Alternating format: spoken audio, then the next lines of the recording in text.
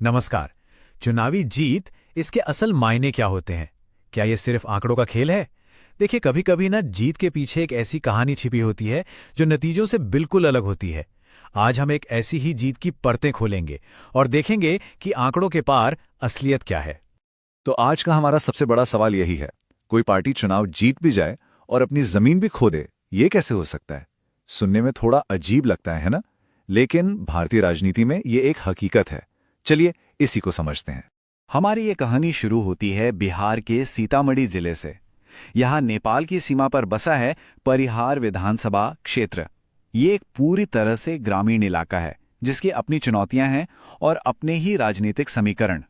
तो सबसे पहले ये समझना बहुत जरूरी है कि परिहार का सामाजिक और आर्थिक ताना बाना कैसा है।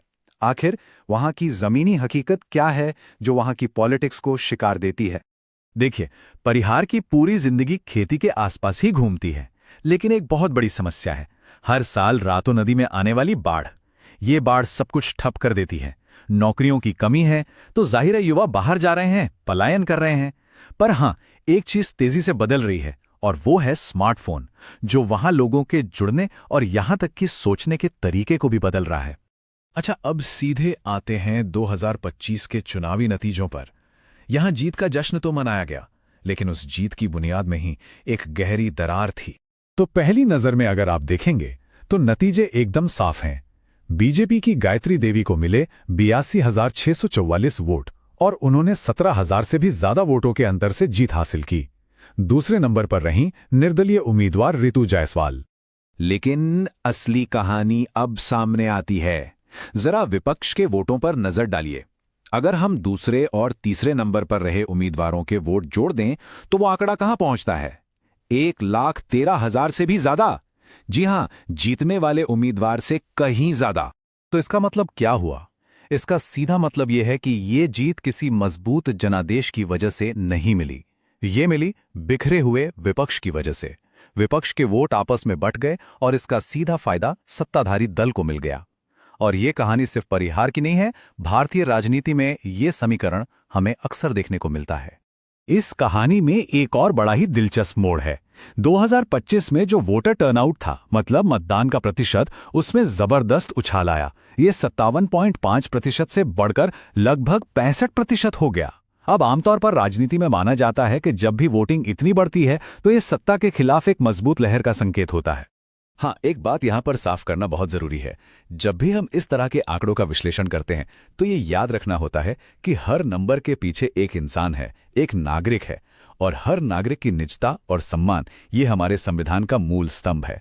तो डेटा का इस्तेमाल पूरी जिम्मेदारी से होना चाहिए। देखिए, 2025 का ये जो नतीजा है ना, ये कोई अचानक से नहीं हुआ। अगर हम पिछले 15 सालों के चुनावी पैटर्न को देखें तो एक ट्रेंड बिल्कुल साफ नजर आता है। बीजेपी ने 2015 में भी ये सीट जीती और 2020 में भी। लेकिन गौर करने वाली बात यह है कि 2020 में जहां उनका वोट शेयर 43.4% था, वहीं 2025 में यह घटकर सिर्फ 39.36% रह गया। मतलब पार्टी चुनाव तो जीत गई, लेकिन उसका जनाधार असल में घट रहा था। ये जो 4% से ज्यादा की गिरावट है, ये कोई छोटा आंकड़ा नहीं है, ये एक बहुत बड़ा संकेत है। ये दिखाता है कि एक ही नेतृत्व को लंबे समय तक देखते देखते वोटर्स में अब एक तरह की थकान, या जिसे हम एंटी इनकम्बेंसी कहते हैं, वो पैदा हो रही थी। तो ठीक है, समस्या तो साफ है, लेकिन सिर्फ समस्या की पहचान कर लेना ही तो काफी नहीं होता। सवाल यह है कि एक डेटा आधारित रणनीति क्या हो सकती है जो सिर्फ वोटों के बंटवारे पर निर्भर ना रहे, बल्कि एक असली जनादेश बनाए। इसके लिए एक 4 सूत्रीय रोड मैप सुझाया गया है।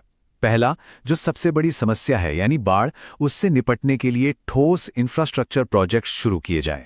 दूसरा, सरकारी योजनाओं के हर एक लाभार्थी तक सीधे पहुंचा जाए, उनसे संपर्क साधा जाए। तीसरा, स्वास्थ्य पर ध्यान देना, जैसे बच्चों में एनीमिया की समस्या। और चौथा, स्थानीय नेता को सिर्फ एक व्यक्ति के तौर पर नहीं, बल्कि राष्ट्रीय सरकार के एक दूत के रूप में पेश करना। इस पूरी रणनीति को एक नाम दिया गया है, एंटी इनकम्बेंसी शील्डिंग। इसका मतलब एक तरह की ढाल। मकसद यह है कि स्थानीय नेता की छवि को सीधे सीधे राष्ट्रीय पार्टी और उसकी बड़ी योजनाओं से जोड़ दिया जाए, ताकि अगर लोग स्थानीय मुद्दों से थोड़े नाराज भी हों, तब भी वो राष्ट्रीय नेतृत्व और उसके काम के नाम पर वोट दें। तो इस पूरे विश्लेषण के बाद परिहार के भविष्य के लिए हमारे सामने दो अलग अलग रास्ते दिखाई देते हैं। अब यहां से आगे बढ़ने के दो ही रास्ते हैं। पहला, आप किस्मत के भरोसे बैठे रहें कि विपक्ष हमेशा बिखरा रहेगा, या दूसरा, आप जमीन पर ठोस काम करके जनता का विश्वास बनाएं, ऐसा विश्वास जो टिकाऊ हो।